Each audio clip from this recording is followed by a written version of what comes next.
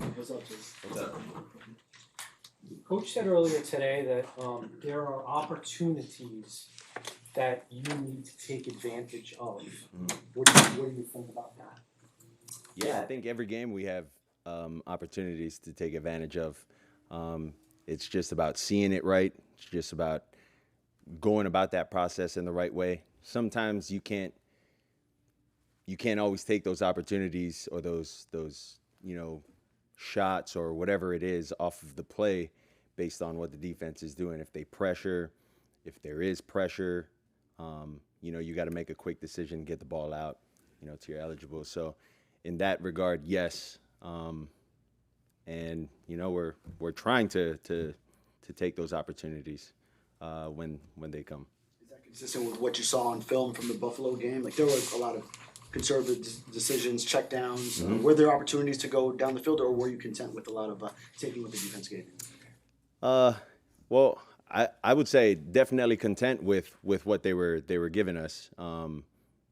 You can see as long as we're giving the ball to our eligibles and them getting the ball in space one-on-one with those guys or whoever it is defensively, we like those matchups.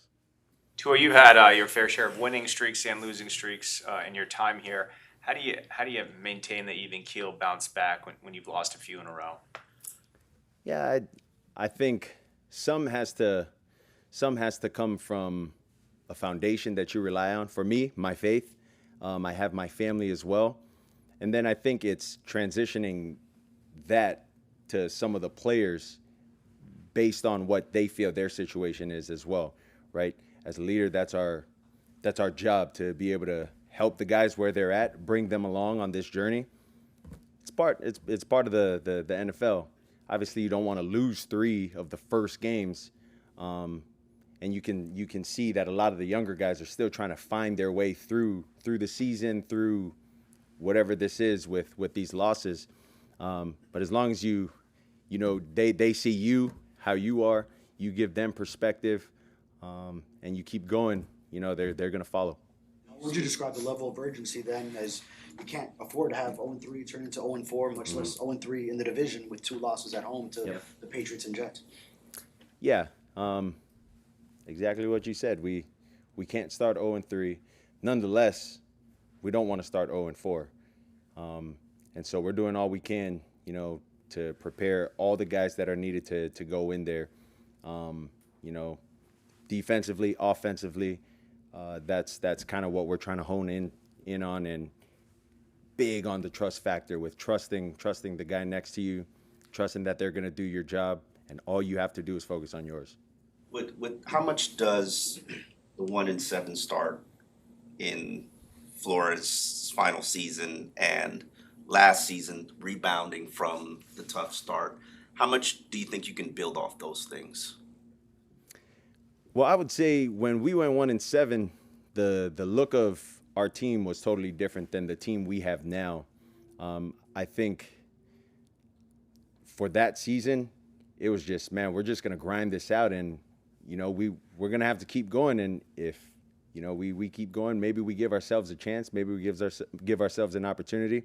But I don't feel we're that deep yet into the season where guys need to start panicking. It's more so, all right, we need to settle down, figure this out, talk to each other, talk through things, and when we get out there, like, this thing needs to look crisp. And like I said, we're trying to find ways where we can eliminate the gray, both offense and defensively, so that we can go out there, just play fast, play physical, and just play football and play the football that we know we can play. When you think about the first 3 games that you've played so far this season, how would you describe how it's gone, how you've played? How I've played? I haven't played anywhere near the standard that I've played in years past, and knowing the standard that I can play to. And it starts with me, with the offense, getting our guys going, and then the defense being able to feed off of that as well, right? So, yeah, I wouldn't say I've been playing my best football yet. You've talked about how important it is for you to stay on the field, be available for your team. How does that at all affect your processing or your decision making on the field, especially, if the play breaks down, you have to make a second decision? Yeah. As a competitor, I think that's always tough because decisions are made in, split seconds, whether I'm going to dive or slide or, whatever that looks like to get a first down or to try to manage, the style of play where, okay, this might be one of those where I go for it, but do I not? Like that's kind of what I'm getting to is like the split decisions.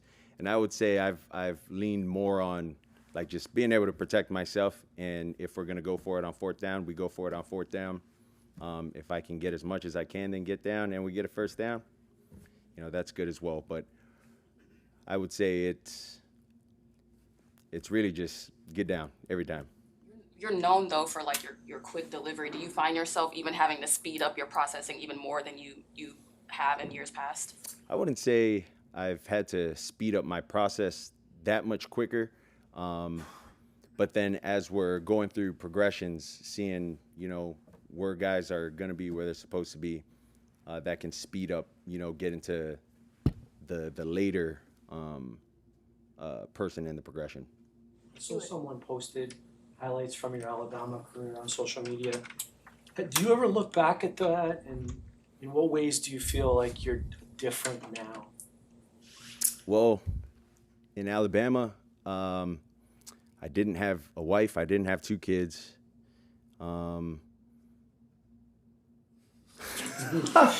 So I can tell you that's different. What about the football stuff? The football aspect of it, I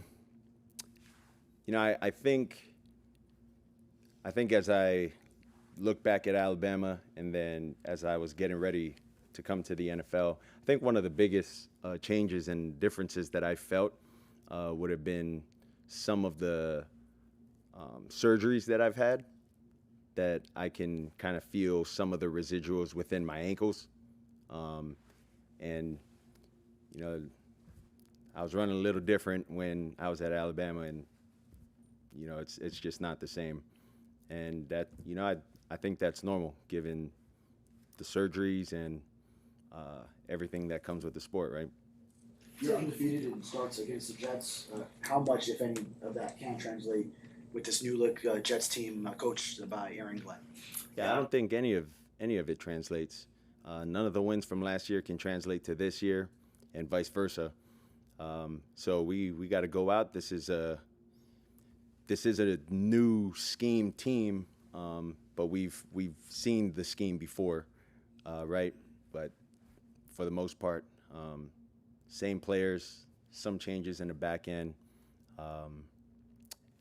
And we'll get a gauge on what they want to do on Monday night, and we'll go from there. So going back to kind of the urgency for this week, what have you seen or heard that might be different from the guys in terms of attitude or mentality that could result in a different outcome this week? Yeah, I think in a way the guys look at it as we're kind of tired of talking about it. Like, we got to do something about it, and we got to be able to show what we've been talking about throughout training camp, throughout OTAs, because all of that is not translating to stacking wins for us. So I think that's what the gist of this game is. Like, let's go out there, show the kind of football we can play, stack a win in the win column, then we can move from there. Last week you talked, I think it was the Jets game, you talked about a pass to Tyreek where basically you told him you were going to go to him no matter what, and he's got to make it right. Mm-hmm. How much of that was how you played in 2022 and 23, and what's preventing you from playing like that more now? Is it the coverages or? Yeah, I would definitely say the coverages. And, there's been some instances where, all right, it's going to be too high. We know it's going to be too high. And if it isn't, even better. If it's too high, like, we know you're going to run past the corner. Like, it's you and that safety. You got to make it right on that. So it's one of those. A lot more in 23 than it has been in 24 and this year. How much do you think people who criticize and scrutinize your play do it not just from the film, but through the lens of your current contract? In your opinion, is My that a opinion? factor? I'm not too sure. In other words, they don't just say Tua Tagovailoa threw an interception. They say he threw an interception and he makes $53 million. You know what I mean? Yeah. Because they do. They always say that. I heard Cam Newton say it the other day. Well, anybody can play quarterback in this league. Then I mean, I want to see anybody on the streets come and play quarterback. I mean, Cam's doing his thing for sure, but you know, I think it's easier to be able to hold a clicker and talk about it that way, or talk about what someone else is doing wrong when you're not going out and having to do the same as them, right?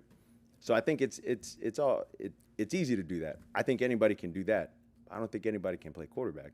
So, yeah. Last question. What do you feel when you're playing in a primetime game?